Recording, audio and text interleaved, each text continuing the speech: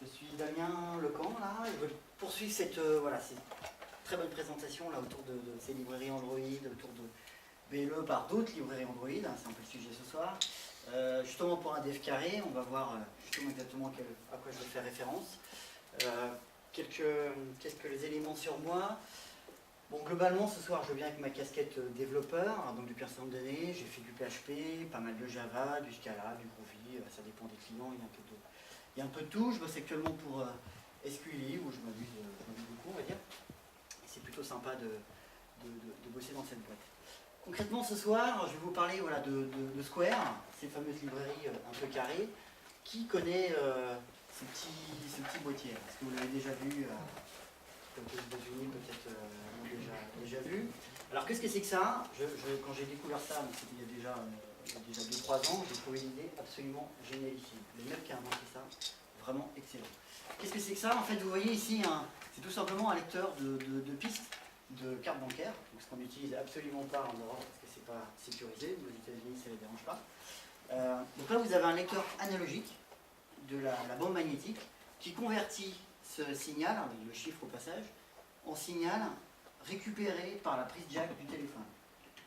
Donc en signal sonore, il le convertit en signal sonore, que l'application mobile va ensuite décoder pour échanger les informations avec un système d'information fourni par l'éditeur. Donc là, vous avez un moyen de paiement, tout simplement, là, ce petit cube de 2 cm par 6 mm d'épaisseur, un moyen de paiement sans code, parce que les États-Unis ça ne sert pas, et de transmission sécurisée de l'information de la carte jusqu'à un système d'information. Donc SquareUp, exactement le nom de la société, c'est la boîte qui a inventé ce système, donc qui marche sur, là c'est un iPhone, mais qui marche aussi sur Android, qui déploie ce petit cube là sur différents écosystèmes. Je ne sais pas s'ils ont ça côté Windows aussi, Windows Phone, mais probablement. Et donc en fait c'est une boîte qui a misé tout son modèle économique sur les applications mobiles. Ils font que ça. Donc cette boîte elle édite ce petit carré là, avec quelques brevets pour chiffrer la donnée là-dedans, et ces applications mobiles distribuées sur Android, iOS. Elle vend ça à des baraques à frites, à des pizzaiolos, vous imaginez, c'est un équipement extrêmement portable, vous avez vu les gros enclumes qu'on a en France pour payer. Aux États-Unis vous avez ça. Certes c'est moins sécurisé, bon, ils l'assument, hein, même s'il n'y avait pas ça, de toute façon les gens utilisent la bande magnétique, un petit coup de signature. Et j'ai trouvé l'idée, le mec qui a inventé ça, c'est vraiment très très malin. Et en fait, autour de cette société, s'est développé un écosystème d'applications mobiles, celle que vous voyez là, et de librairies. Cette société a fait le pari dès le début de l'open source. Les fondateurs se sont dit, ok, c'est bien, on fait du code, on s'amuse, c'est sympathique, il faudrait le partager. Et donc dès le début quasiment de la société, là, vers 2007-2008, ils ont partagé leur code, donc sur leur compte GitHub, avec cette volonté de se dire si on partage, on va peut-être avoir des retours, peut-être. Alors certes, évidemment, ce qui est lié à la communication sécurisée, ça c'est pas mieux dans le ça. Par contre, tout ce qui était communication avec un back-office, tout ce qui était éventuellement affichage de photos, je vous montrerai ce qu'on peut faire juste après, ils ont imaginé un conteneur d'injection de dépendance léger, quelque chose de plus léger que WIS par exemple. Ils se sont dit on va le mettre en open source, on aura peut-être des retours qui amélioreront la librairie, on fera un peu de publicité. Peut-être qu'on améliorera aussi notre recrutement, puisque la boîte a grossi, elle a recruté des développeurs. Les développeurs connaissaient les produits avant même de répondre aux annonces. Et donc voilà, c'est une philosophie, je pense, d'une boîte qui marche bien, qui a des développeurs compétents et qui voit ses produits enrichis par des testeurs autour. L'un des exemples, en avis, qui marche bien, c'est que ces librairies qui étaient purement Android, petit à petit, se sont ouvertes. Alors je parle bien sûr pour l'écosystème Java. Et je vais vous présenter 2 frameworks qui marchent aujourd'hui dans un écosystème Java tout à fait standard. Donc c'est pas que Android, c'est aussi d'autres domaines que le Java plus standard. Ça répond que Android, pardon. Ça répond aussi à une problématique aussi tout à l'heure de verbosité du code, comment on peut faire. Donc eux, ils n'y répondent pas avec un nouveau langage, ils y répondent avec des librairies qui encapsulent une certaine logique, mais des librairies bien faites et qui résistent aux montées de version de l'outillage qu'il peut y avoir autour d'Android. Donc ce que je vous propose, le premier, alors c'est un peu coupé, mais une des premières librairies qui est vraiment intéressante, c'est le genre de truc qui est extrêmement léger, qui répond à une problématique qu'on a régulièrement. Vous voulez afficher des images dans votre application mobile, qui viennent d'un site, là, Imgur, mais ça peut venir de Flickr, de tout ce que vous voulez. Vous avez en une ligne de code, donc la librairie Picasso, bon là bien sûr il faut injecter le contexte Android, vous allez charger votre image en indiquant le réceptacle, l'adapteur dans lequel vous allez vouloir mettre votre image. Donc en une ligne de code, vous chargez votre image en gérant le cycle de vie de l'adapteur. Si vous avez annulé, il a disparu, le téléchargement sera annulé. Vous pouvez chaîner de la transformation, effectuer de la rotation avec une API un peu fluent, que vous allez pouvoir chaîner là, en termes de méthode. Donc c'est typiquement une librairie, là elle fait quoi? Elle fait 15 kg, vous la rajoutez dans votre build Gradle ou Maven, ou à la main. Vous allez pouvoir accéder à ces fonctionnalités de base. Donc ça c'est une librairie fournie par Square et voilà, qui répond, dès que vous avez des images, franchement je vous conseille d'utiliser, ça marche très très bien, ça fait par des gens très compétents. Donc voilà un exemple de librairie. Je vais vous en présenter deux autres juste après. Une autre qui est vraiment aujourd'hui qui répond à une problématique qu'on a tous, qu'on fasse de l'Android, qu'on fasse du Java, qu'on fasse du JavaScript aujourd'hui aussi. On développe des composants. Vous allez vouloir faire des liens entre ces composants en évitant de faire des liens en gardant un couplage faible. Je veux que tel composant travaille avec celui-ci, mais je ne veux surtout pas avoir le lien en dur parce que je veux pouvoir les tester indépendamment les uns des autres. Dagger, vous ne voyez pas le titre, effectivement c'est coupé. Dagger, ça c'est un de ces frameworks fournis par Square qui répond à cette problématique. Je reviendrai tout à l'heure, je vous montrerai, on fera en live queuing directement. Vous verrez comment on peut l'utiliser. C'est exactement le même type de philosophie qu'un GUIS ou qu'un Spring. Par contre, Spring et GUIS viennent plutôt du monde, on va dire, du Java desktop, du Java serveur. C'est sympa, mais quand on met ça dans un téléphone, en tout cas il y a 2-3 ans, c'était un petit peu lourd. Alors GUIS ça fonctionne, Spring je ne sais pas, mais GUIS ça fonctionne. En tout cas Dagger, c'est la même chose qu'un GUIS. Au niveau fonctionnalité, c'est un peu moins riche, par contre c'est beaucoup plus léger. On verra une des grosses différences aussi, c'est qu'au lieu que le lien se fasse entre les composants se fasse à l'exécution, la vérification des liens se fait à la compilation. Sans outils complémentaires, sans compilateur supplémentaire, on verra qu'ils utilisent une astuce fournie par le JDK. Donc ça c'est Dagger, je reviendrai tout à l'heure. Et aujourd'hui le framework vraiment c'est mon dada ces temps-ci, que ce soit sur Android ou même sur du développement serveur. Là je suis en train de le mettre en place dans la boîte en face pour faire des appels entre deux systèmes d'information avec 100 requêtes par seconde. C'est Retrofit. Comment, en tant que vous voulez faire un appel REST, on a vu un exemple tout à l'heure d'appel vers un système externe, comment on peut faire de manière simple un appel REST en ne se préoccupant pas de la sérialisation, de la désérialisation, de la façon d'écrire mon API distante. Je vous le montrerai quand je ferai la démo. Là vous avez un exemple de description de l'interface distante. Vous voyez, on retrouve le verbe REST, GET, le pass avec des possibilités de substituer des variables, là c'est user, une méthode que vous allez pouvoir appeler en synchrone, voire en asynchrone avec des callbacks, voir si vous voulez faire encore mieux avec un peu de programmation réactive. Vous allez pouvoir l'interfacer avec la librairie de Netflix, RX Java par exemple. Vous pourrez carrément recevoir un stream de données venant de votre serveur distant. Donc là je ne vous montrerai pas ce soir, on pourra bricoler si vous voulez. Mais en tout cas voilà, il y a un exemple d'ouverture, ça peut s'interfacer avec pas mal de choses. Ça Retrofit, c'est vraiment la librairie vraiment sympa, en 10 lignes de code, on fait un truc qu'on faisait en 50 tout à l'heure, en 50, sans avoir besoin de rajouter un nouveau langage. Donc là on est vraiment dans du pur Java, et qui fonctionne sur du Java aussi, de desktop, très très bien. Je reviendrai dans la démo juste après aussi. Quelques autres libres à explorer, là, par contre on ne les verra pas aujourd'hui, mais qui peuvent être très sympas. Donc en dessous de Retrofit, donc là Retrofit c'est vraiment le framework REST. En dessous forcément vous allez avoir besoin d'une librairie HTTP. De base, il va utiliser ce qu'il y a dans votre JDK ou dans le SDK d'Android, donc ça répond bien aux besoins. Par contre, si vous voulez faire plus, avoir des pools de connexion, gérer des entêtes HTTP un peu bizarroïdes, un cycle de vie de votre connexion HTTP un peu évolué, Square fournit eux-mêmes une librairie HTTP, telle que HTTP Client, chez Apache, ou bien d'autres qu'on peut trouver sur le marché. Donc OkHTTP qui répond aussi à un besoin particulier pour Android, elle fonctionne pour Android, elle est optimisée pour Android, même si elle marche en dehors, et qui va implémenter par exemple le protocole SPDY. Ça aujourd'hui, côté Java, il n'y a pas beaucoup d'implémentation du protocole SPDY, et encore moins sur Android. Aujourd'hui Square, clairement, leur appli mobile fonctionne avec la connexion entre leurs applis mobiles et leurs serveurs, se fait via SPDY. C'est une évolution, on va dire, révolution du protocole HTTP, quelque chose de plus optimisé, avec beaucoup moins de latence. On peut multiplexer des requêtes, donc c'est quelque chose de beaucoup plus efficace. Par contre, il vous faut une implémentation, et aujourd'hui vous n'avez pas ça dans les SDK de base d'Android ou même de Java. Donc là, vous en avez une implémentation qui marche bien avec les différents fournisseurs du marché. Tape, des notions de queue dont vous pouvez avoir besoin, on ajoute des infos, on les restitue, des notions d'event. Vous voyez, une librairie, une petite fonctionnalité. Ils ont énormément de contributions, ça marche très très bien. Il y a une gestion des transactions sur CQ, gestion transactionnelle. Vous ajoutez des données, une gestion de commit au bout, tout ça en mémoire, c'est plutôt pas mal. Spoon, que j'ai un peu pratiqué, alors là c'est plus en termes de POC.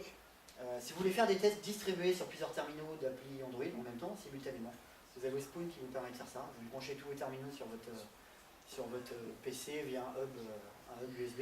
Et vous allez pouvoir exécuter vos tests unitaires sur l'ensemble des terminaux qui sont branchés sur votre PC. Bon, c'est plus l'idée est intéressante. Aujourd'hui, je vous conseillerais plutôt de vous baser sur des services en SaaS de tests distribués de ce genre de choses. Et puis quelques autres qu'on ne voit pas, là, en particulier Wire.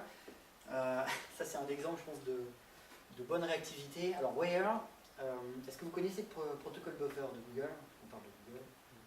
Qui connaît protocole buffer? Très bien.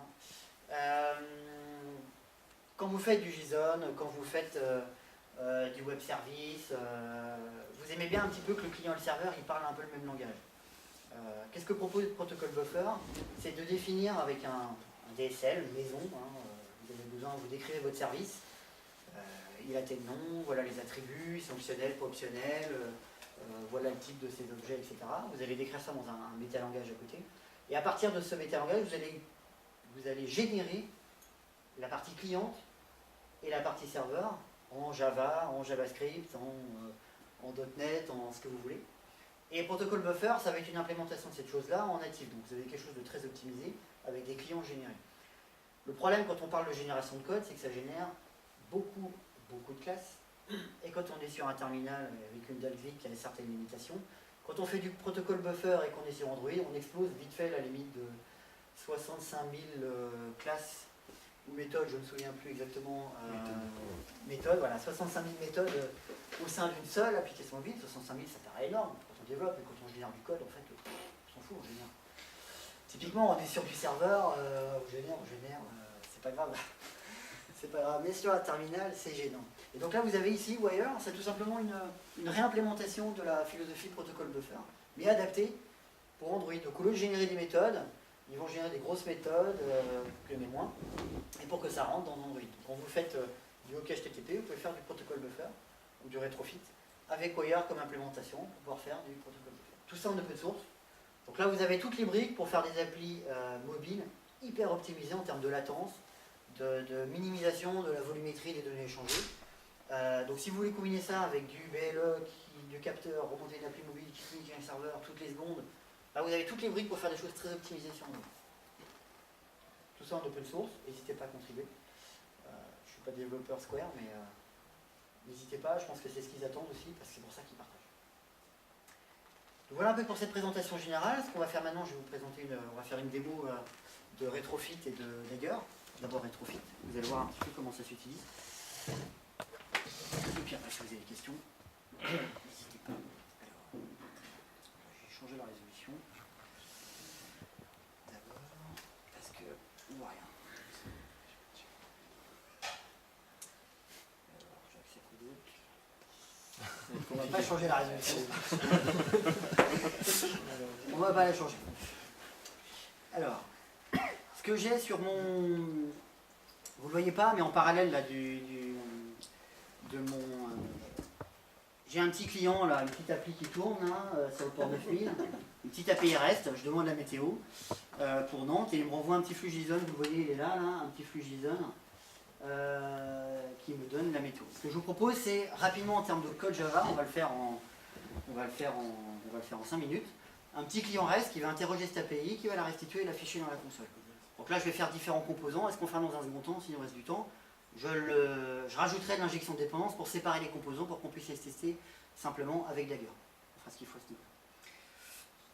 Donc, ce qu'on va avoir besoin, donc tout simplement, côté Square, donc je vais utiliser évidemment Retrofit. Donc ce qu'il nous faut quand on veut comme ça appeler un service distant, c'est tout simplement, il nous faut une interface qui va décrire notre service distant.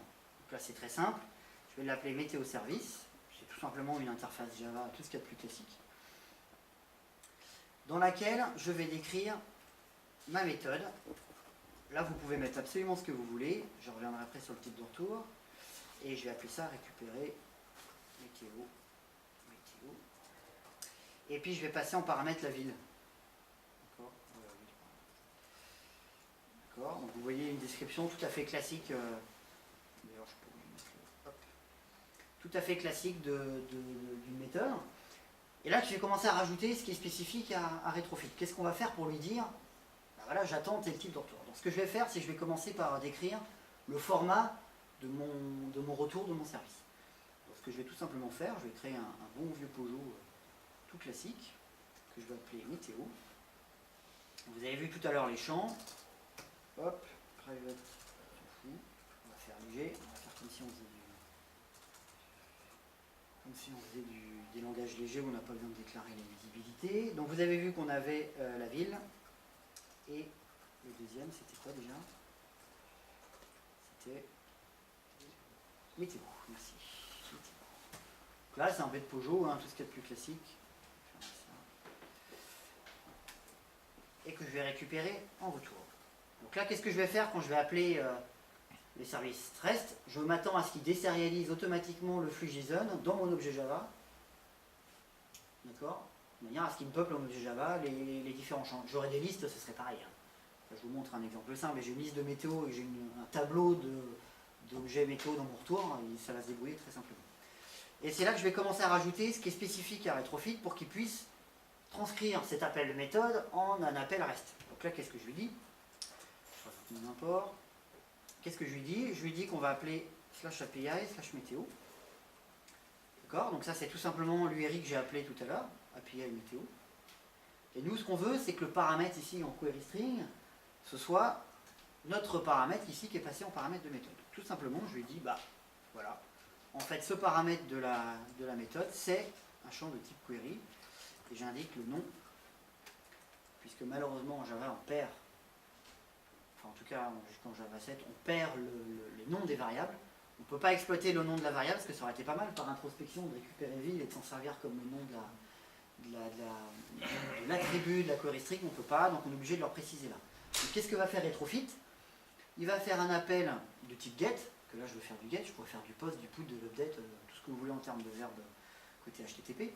Vers ce chemin-là, et la valeur qui sera passée en paramètre de la méthode sera injectée en tant que query string avec ville en tant que nom de l'attribut. D'accord? J'ai que ça à faire côté de la description de mon service. Ensuite, qu'est-ce qu'on va faire? Je vais tout simplement, et là il n'y a rien de magique, comment ça fonctionne tout simplement Retrofit? Ça fonctionne avec des proxys tout à fait classiques du JDK. Donc qu'est-ce que va faire Retrofit? Je vais lui demander de créer un proxy pour moi de cette interface qui va masquer complètement la logique d'appel au service, la librairie HTTP, le parsing, le deparsing, tout ce que vous voulez.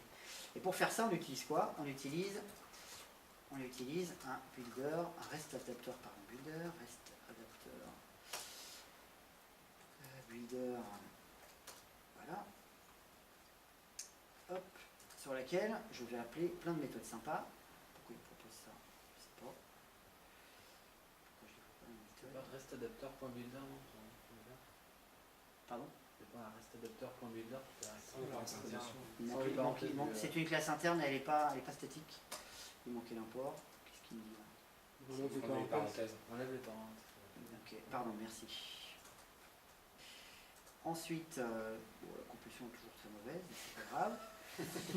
C'est la démo. Donc vous allez avoir plein de méthodes sympas. Alors, je ne vais pas toutes les détailler, mais il y en a quelques-unes qui vont nous intéresser plus que d'autres. Le set endpoint, plutôt sous ce format-là. Hop. Donc qu'est-ce que je vais passer dans l'endpoint? C'est tout simplement l'adresse de mon serveur.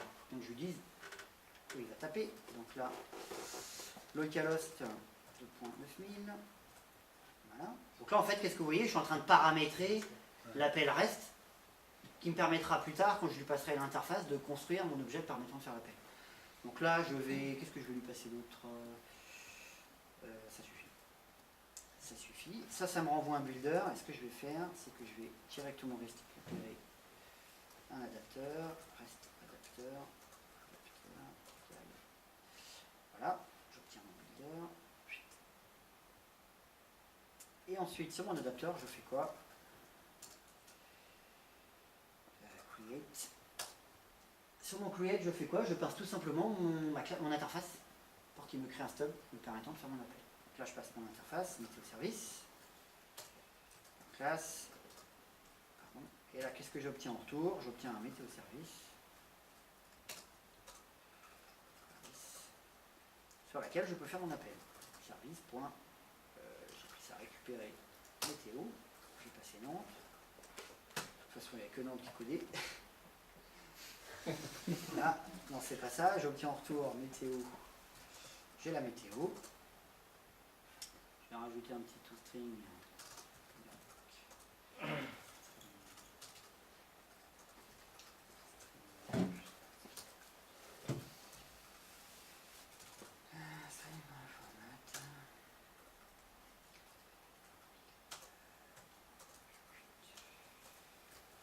Ça, c'est le genre de truc que vous n'auriez pas à écrire en Groovy. Exactement. Exactement.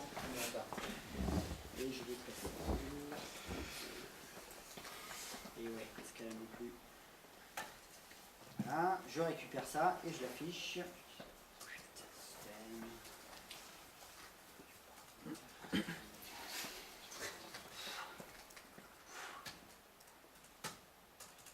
Les points-virgules, on ne dit pas tout ça.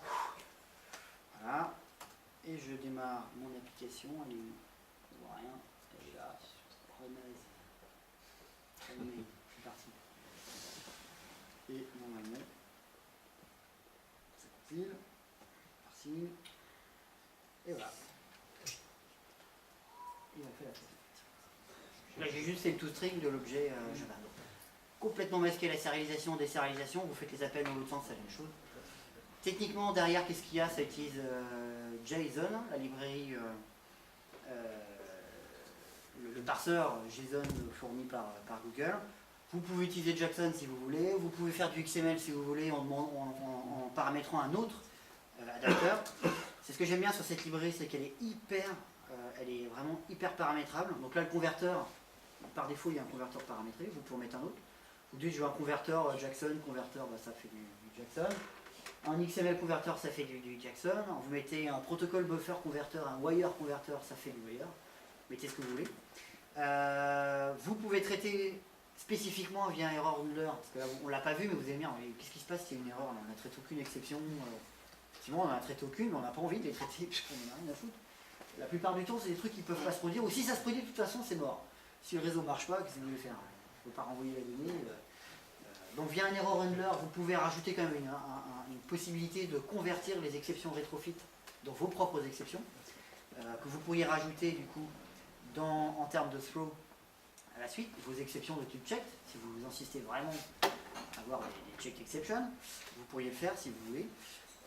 Vous pouvez paramétrer des tonnes de trucs, la librairie HTTP qui est en dessous, enfin tout ce que vous voulez. Donc, vous voyez en 10 lignes de code, quand je dis 10, parce qu'il y a un peu de verbosité.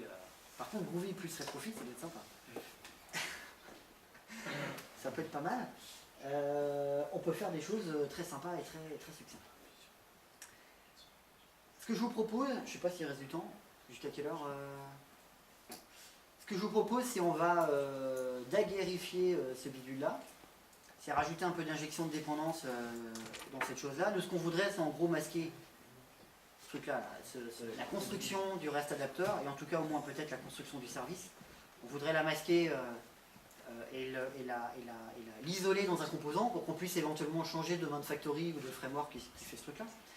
Donc ce qu'on va faire, on va créer... Il te reste moins de 10 minutes. Très bien, c'est bon, on va avoir le temps. Je vais créer un module. Ça, c'est la notion côté Dagger. On va la retrouver, enfin la notion de module, vous la retrouvez côté GUIS aussi. Module météo, on l'appelle comme on veut. C'est une bête classe qui est annotée avec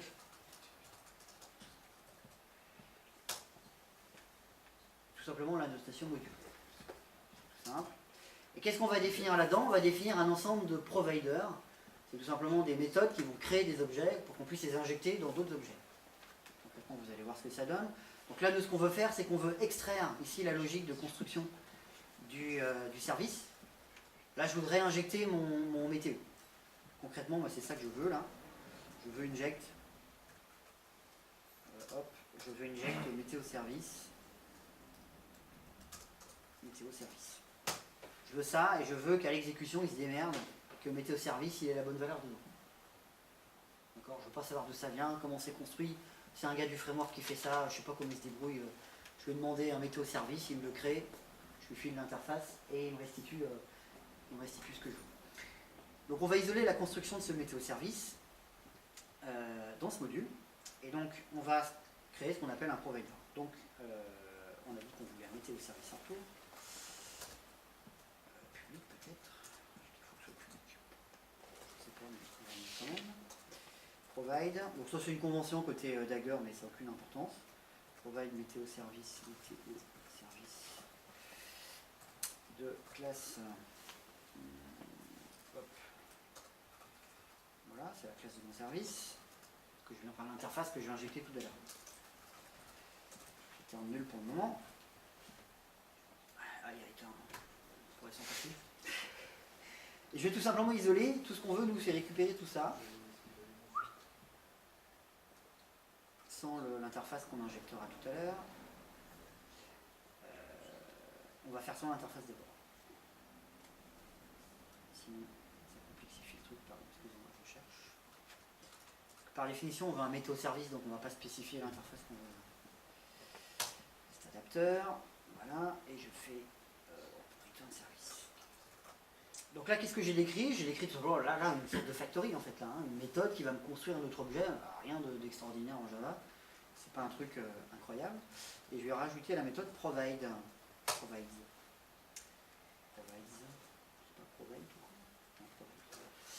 Donc là, qu'est-ce que ça dit côté Dagger? Cette méthode est un fournisseur d'objets d'instance de type météo service. Donc avec Dagger, on va être capable d'injecter partout dans le code des objets qui auraient, enfin des attributs qui auraient la notation inject du type météo service. Donc là, je simplifie mon code. Maintenant, météo service, je n'ai plus besoin. Il vient de mon injection. Météo service. Météo service. Tu manques un point virgule dans le module météo. C'est qu'il est pas statique. Ah oui, je suis en statique. Effectivement, vous avez raison. On va déplacer ce code-là, sinon ça va poser des petits soucis. Vous avez raison.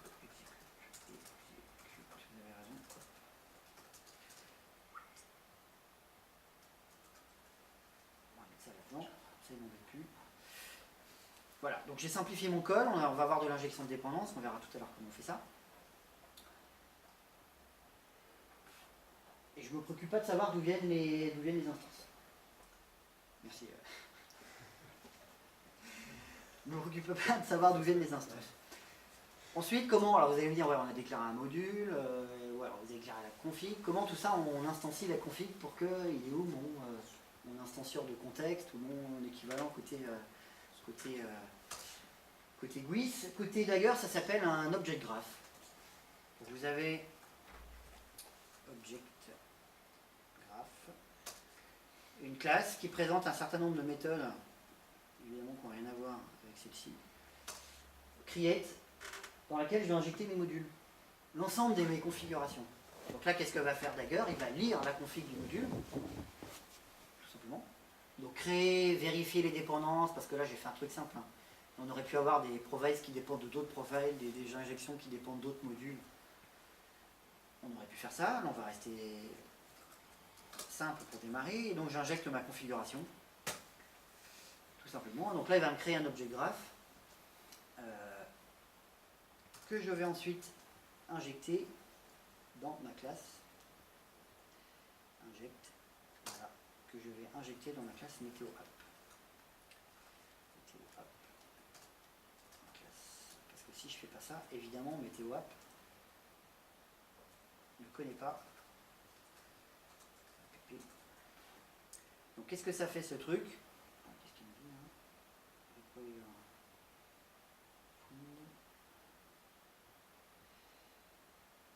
Attendez, c'est pas inject. C'est, je veux qu'il me la crée. C'est get. Inject, ça faisait qu'injecter. Moi je veux en plus qu'il m'instancie mon objet. Donc qu'est-ce qu'il fait? Tout simplement, là il me fait un new météo app. Hein.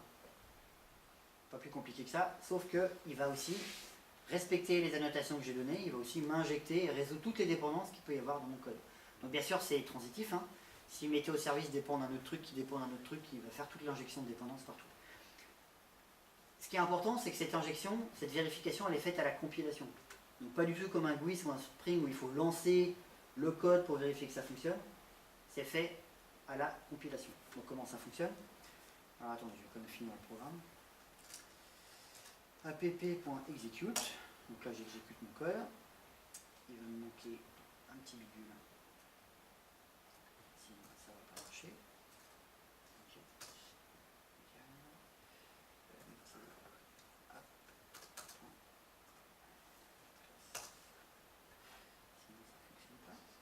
On va vérifier que ça fonctionne et je crois que ça ne doit pas fonctionner. Comme on n'est pas en Groovy, il manque un Il point manque un virgule. point virgule. Il manque un point virgule, ça. En bas. Oui, il manque un point virgule là, merci. À l'habitude de faire du Scala ou du Groovy, on se demande vraiment pourquoi il y a des points virgules. Hein. C'est insupportable. Ça, c'est, il faudra vraiment qu'il fasse quelque chose. Hein. Vraiment. Et donc normalement, ça marche pas. Exactement, ça marche pas. Ça marche pas, pourquoi? Parce que, eh ben, je vous ai expliqué qu'effectivement, il y avait une vérification des dépendances à la compile et non pas à l'exécution. Et pour que ça marche, c'est pas magique, il faut bien qu'il se passe quelque chose. Donc, Dagger n'a pas à réimplémenter un compilateur Dagger C, comme on peut l'avoir en Groovy ou en Scala, c'est pas ça l'objectif. Ils sont tout simplement basés sur une capacité du JDK qui s'appelle les Annotation Processors. Vous pouvez rajouter en fait, vous avez la possibilité en fait de rajouter une callback sur l'exécution du compilateur Java pour que dans cette callback vous puissiez générer d'autres codes Java. Donc là c'est ce que fait Dagger. Vous avez un module qui va se plugger dans le compilateur et qui va générer tout le code associé à l'injection de dépendance de votre code. Donc là en fait il va rajouter, remplacer le inject par un appel à la factory, remplacer ce genre de choses. Et ça c'est fait lors de la phase de compile du JDK. Donc ça génère des points Java qui sont ensuite compilés par le JDK de manière standard. Et pour que ça fonctionne, il faut évidemment dans le projet activer la détection des annotations, des annotation processors. Voilà, c'est là, je désactivé. Donc par défaut, vous pouvez lui dire débrouille-toi, trouve-moi tous les annotation processors, c'est par découverte de service. Vous pouvez aussi, si vous voulez, spécifier explicitement où trouver l'annotation processor, mais là il se débrouille, il va le trouver dans le ClassPass tout seul. Voilà. Et là, même erreur, ça c'est pas normal. Il me manque donc ClassPass le compilo, ou bien... Le recompiler. Le forcer le compilation. Ah, bien vu, bien vu, bien vu. Alors, on va refaire un make. Alors, new project. On va faire un compile. Effectivement, si ça ne recompile pas. Et voilà. Merci. Est-ce que là on les voit, le code généré, je sais pas où il est le code généré. Ok, du code généré quelque part. Où il est dans. Je ne sais pas, quelque part dans un répertoire de compile. Donc là vous avez séparé là en quelques minutes l'utilisation de votre code, l'appel REST via Retrofit et l'injection de dépendance via Dagger. En quelques lignes de code, vous voyez en 10 minutes ce qu'on peut faire sur une appli. Là je vous ai fait sur un programme Java standard, c'était un peu plus simple pour compiler, déployer et visualiser. Vous imaginez, vous faites ça dans votre appli Android, c'est exactement la même chose. Alors vous aurez des vues et pas un main, des activities pardon et pas un main, mais c'est la même philosophie. Vous allez injecter vos dépendances dans vos activités. Pour compléter, je vous l'ai dit tout à l'heure, on peut là j'ai utilisé une interface synchrone. Donc ça veut dire qu'effectivement si vous voulez faire un appel vers un service externe, si vous faites ça directement dans votre activity, vous allez bloquer l'IHM. Donc il faut la faire dans un thread synchrone avec un desync callback, c'est l'horreur. Effectivement ça fait plein de code, etc. Retrofit propose des choses très sympathiques. Tout simplement, si vous voulez asynchroniser votre code sans avoir besoin de changer de langage, vous pouvez rendre votre méthode, je ne vais pas l'exécuter, mais asynchrone en fournissant une callback. Donc là il y a une méthode particulière côté, c'est une classe côté Retrofit qui est là, callback qui va prendre une météo, voilà, CB, et je pourrais implémenter ma callback dans l'appel de service. Vous pouvez lors du paramétrage de l'adapteur fournir un exécuteur task, un exécuteur qui va pouvoir permettre d'exécuter du coup cette méthode en arrière-plan, non pas dans le thread de l'IHM.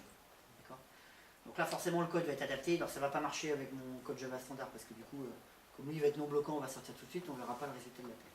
Mais là je pourrais passer une callback, enfin, je vais la faire pour que ça compile, mais il va être implémenté.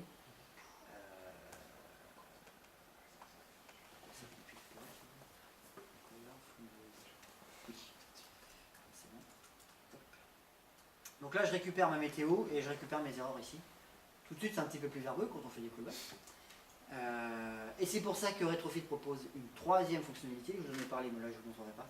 Et là je vous conseille vraiment d'aller voir ce que fait Netflix, le fameux éditeur de VOD. Allez voir la librairie RX Java, c'est une implémentation de programmation réactive en Java.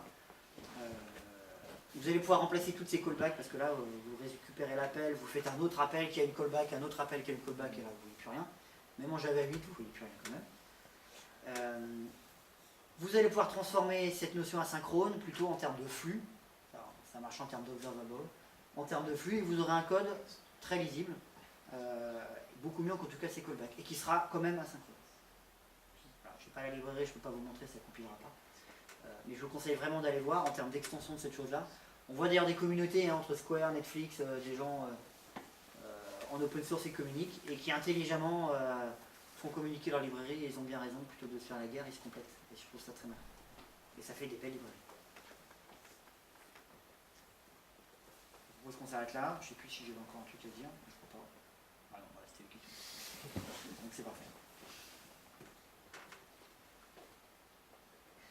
Question ? Ouais. Par défaut, donc les appels en fait HTTP sont sur la main thread, enfin la thread principale, c'est ça? Exactement, ouais. Ouais, d'accord. Je pensais que c'était là. Okay. Non, c'est pas le. Bah, en fait, alors, si tu veux faire de l'asynchronisme, alors soit tu gères toi-même ton encapsulation dans une message task, ou bien, alors tu peux, je l'ai effectivement un peu détourné, mais la méthode synchrone, tu peux aussi lui demander de s'exécuter dans un thread à part. Par contre, tu as quand même à un moment donné un blocage du IHM parce que de toute façon, ta méthode, c'est que tu l'écris, elle est bloquante. C'est pour ça qu'il propose cette notion de callback, voire l'intégration avec la librairie RX, qui je pense beaucoup mieux que les callbacks parce que ça, c'est pas lisible. Et là, on a vraiment, enfin, c'est du pur bonheur. Hein. Développer la librairie RX plus Retrofit, on fait des appels REST. On peut même imaginer du flux continu qui vient d'un serveur. Donc, quand on fait de l'Internet des objets, ça peut être pas mal. Du flux continu en REST et on est notifié en permanence dans le flux d'observable des infos qui arrivent. Un petit peu de programmation fonctionnelle, vous allez les mapper, les flat mapper, les filtrer, ce que vous voulez. C'est du pur bonheur. Hein. Vraiment, c'est génial.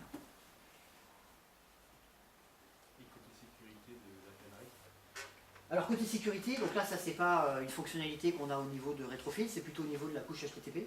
Donc là c'est plutôt dans le framework HTTP que vous utilisez. Donc de base c'est issu du JDK, donc si vous voulez faire du SSL, ce sera géré par une connexion type SSL. Si vous voulez rajouter des credentials, gérer de l'eau haute, donc là avec la librairie du JDK de base ça ne sera pas possible. Mais avec un HTTP client de type Apache vous pourrez un peu verbeux. Avec OK HTTP que je vous ai présenté tout à l'heure, c'est un peu plus fluent et un peu plus facile à paramétrer. Vous pouvez faire de l'autre 2, vous pouvez faire, vous pouvez même implémenter votre propre gestion de la sécurité sans problème.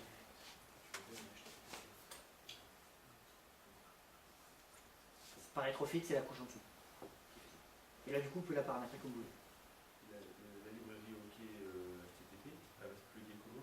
Alors, comment elle se pluggerait? Alors, je ne l'ai pas dans le ClassPass, mais en fait, si on voulait la plugger, ce serait au niveau du. C'est dans mon module. En fait, ici, quand je paramètre l'adapteur, ici, je peux lui fournir un client ou un client provider. Et en fait, bon, forcément, pour OK HTTP client, c'est facile. OK HTTP, parce que c'est fourni par Square. Il y a une implémentation client pour OK HTTP. Il suffit ici de CT, vous faites CT HTTP, vous faites ça, et vous faites new OK HTTP client, s'il est dans le ClassPass, client, pouf pouf, et puis c'est parti. À vous de paramétrer OK HTTP client, avant c'est du paramétrage à faire. Paramétrer des poules de connexion, paramétrer, vous faites du wire comme implémentation sous-jacente, etc. Je ne l'ai pas dans le ClassPass donc ça ne marche pas, mais...